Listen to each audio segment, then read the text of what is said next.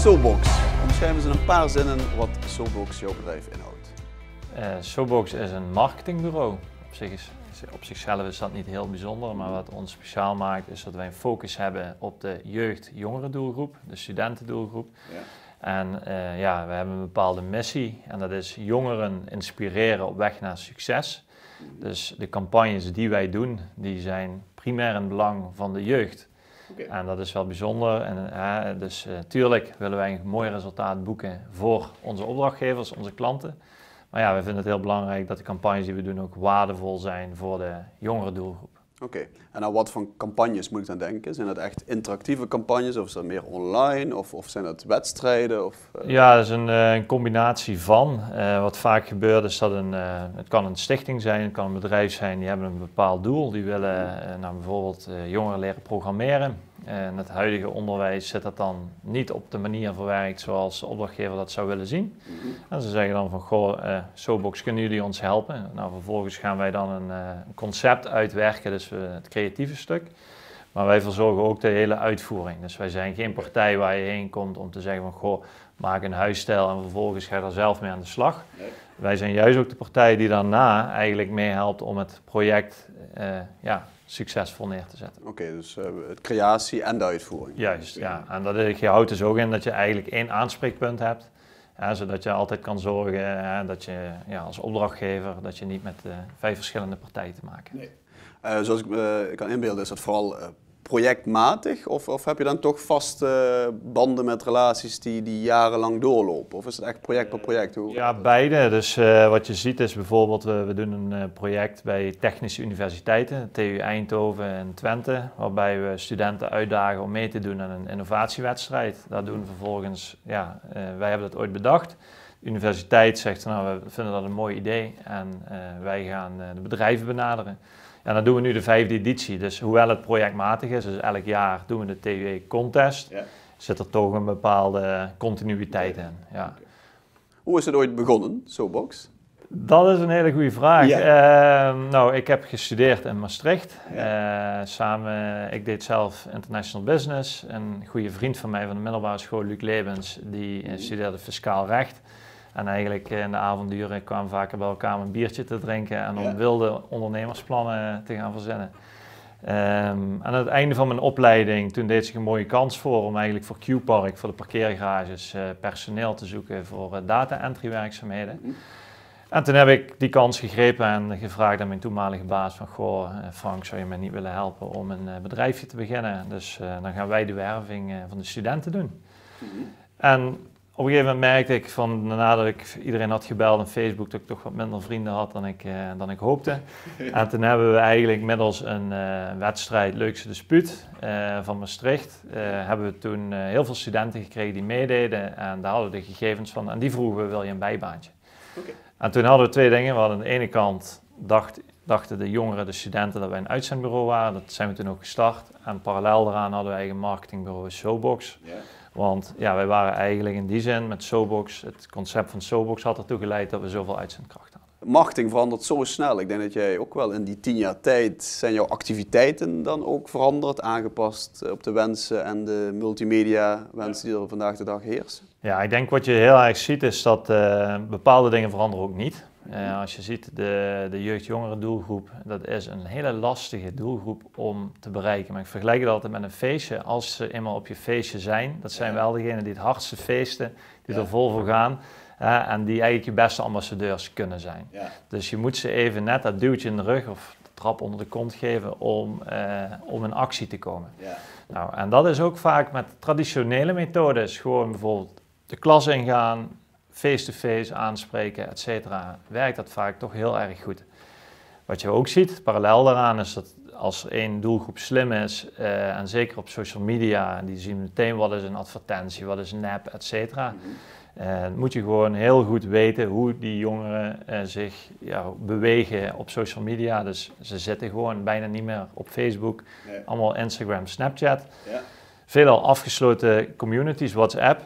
Ja goed, en dan kom je er alleen maar tussen als die doelgroep zelf dingen voor jou gaat plaatsen. En daarom is die combinatie tussen traditioneel offline ze enthousiasmeren en dat zij vervolgens ambassadeur van jou worden, Dat is in onze ogen de beste manier. Dan denk ik, dan moet jij binnen je organisatie ook continu kijken dat je relatief jonge mensen blijft aannemen om continu bij die leeftijdsgroep te blijven zitten. Ja. Ik was tot een paar weken geleden de senior van ons bedrijf. Dus ze vinden mij ook, mijn collega's vinden mij ook extreem oud al. Ik weet dat dit over jonge ondernemers gaat. In mijn bedrijf ben ik erg oud. Je moet een gezonde mix hebben. Dus wij hebben heel veel starters, dus we werken ook met stagiaires, dat is ook goed. Dus we laten die ook echt altijd meedenken in de concepten en de vraag stellen die we altijd stellen is, zou je hier zelf aan meedoen? En als het antwoord nee is, dan moet je eigenlijk achter je oren krabben of dat wel een goed project is. Ja. Dus dat is aan de ene kant. Aan de andere kant merk je wel dat, zeker als de projecten groter worden, dat het wel handig is dat er een aantal mensen zijn met ervaring om gewoon projectmanagement goed te doen. Ja. En daar hebben we de laatste tijd ook wel stappen in genomen, dat we ook wel mensen met al wat meer ervaring aan hebben getrokken. Ja. Je hoort vandaag de dag veel over krapte op de arbeidsmarkt. Ja. Hoe krijg jij die juiste mensen die je zoekt, of er nu net iets senior is of net die starter, krijg jij ze nog makkelijk getriggerd om bij jou te beginnen?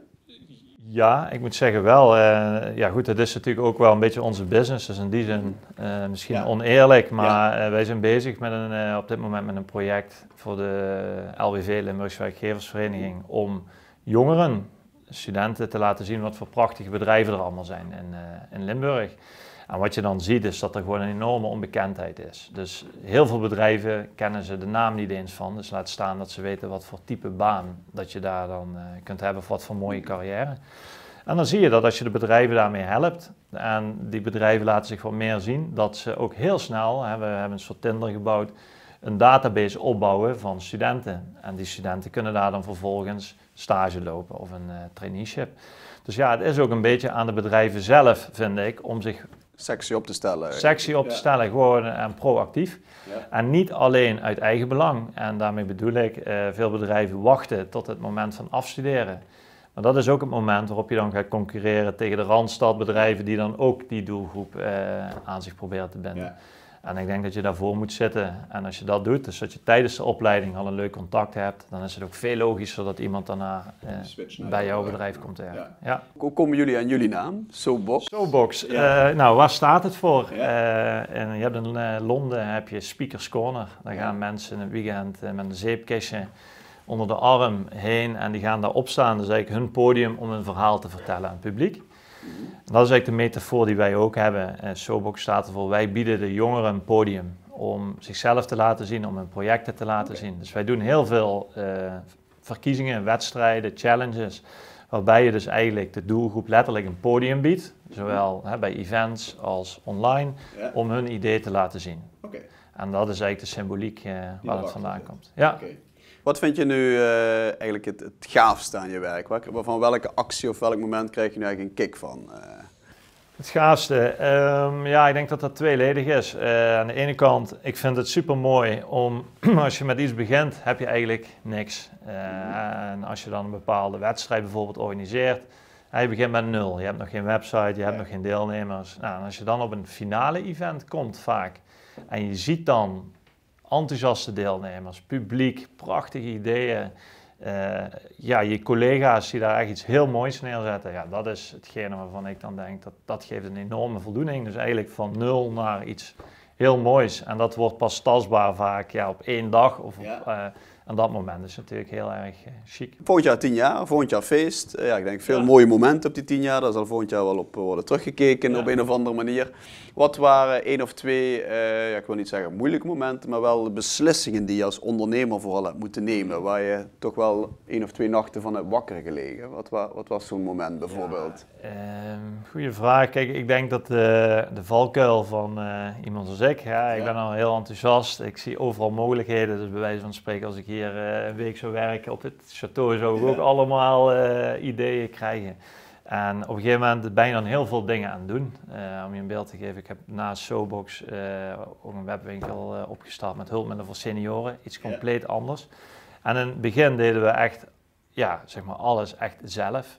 En het was heel lastig voor mij op enig moment te zeggen, maar jongens, bepaalde dingen moet je ook gewoon niet zelf willen doen. En die keuze is moeilijk, omdat je dan natuurlijk, andere mensen die gaan dan verder met iets waar je natuurlijk zelf een heel duidelijk beeld over hebt. Ja, maar die mensen hebben daar hun eigen beeld over aan terecht. Maar dat is lastig. Om dan toch die focus op de main core business te houden eigenlijk. Hè? Ja. Ja. Gebruiken de buurlanden of is dat in mindere mate? Nou, dat zou een stukje ambitie zijn. We zijn nu toevallig in gesprek met de RWTH Aken. Ja. Dat is een grote technische universiteit net over de grens, om het concept van die technische innovatiewedstrijden ook daar te gaan organiseren. Okay.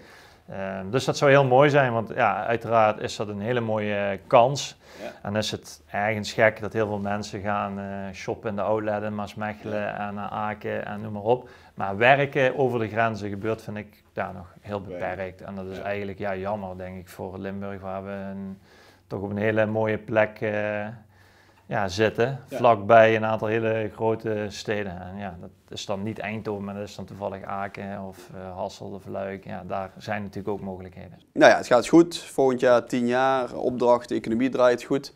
Zijn er toch bepaalde zaken of één ding waar je zorgen over maakt, dat is een groot woord, maar dat je denkt in jouw sector, dus niet zozeer in jouw bedrijf, maar in de sector in het algemeen, dat moeten we de komende jaren goed in de gaten houden, of dat kan wel eens roet in het eten gooien. Ik denk dat het algemeen is voor heel Limburg dat je moet zorgen dat jongeren hier willen werken, willen wonen. En dat is heel belangrijk, want je ziet dat veel bedrijven nu al problemen hebben om goede mensen te vinden. En dat goede mensen, dat zijn niet altijd de WO-studenten, maar juist ook de handen en de timmerman en de lassers, et cetera. En ik denk echt wel dat we als Limburg, en daar heeft de overheid, maar daar hebben ook de opleidingen en daar hebben ook de bedrijven een belangrijke rol in, dat we echt iets meer ons best mogen doen om de jeugd hier te houden. Wat zou jij iemand die vandaag de dag begint als ondernemer als tip willen meegeven, baserend op jouw ervaringen? Ja, ik denk ook toch wel, ga er gewoon voor. Ik denk dat het gevaar is van een startende ondernemer, dat hij soms te lang blijft hangen en het helemaal goed krijgen van zijn idee. En als je nu kijkt wat wij nu doen, dat hadden wij toch niet kunnen verzinnen toen wij gingen starten. Nee. Dus vaak is het ook gewoon goed om te starten en dan snel te kijken van jongens, wat gaat goed, wat gaat niet goed. En een beetje go met de flow, design thinking wordt het ook wel genoemd.